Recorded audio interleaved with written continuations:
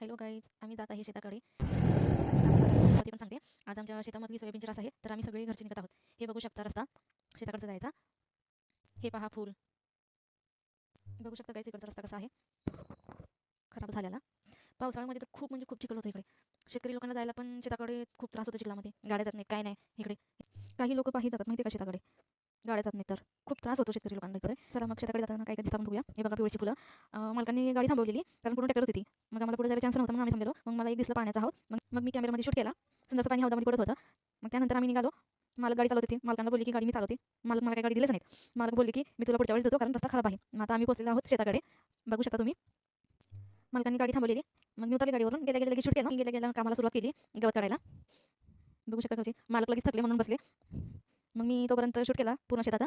बघू शकता तुम्ही, सोयाबीनची ढीग पडलेली होती.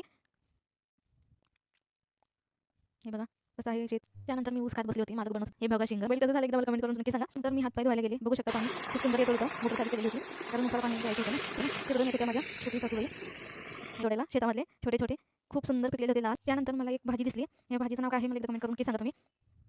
त्यानंतर आम्ही भाजी भाकरी खाल्ली. बघू शकता काय शेतामधले जेवण सुरुवात केली रस्ता करायला. बघू शकता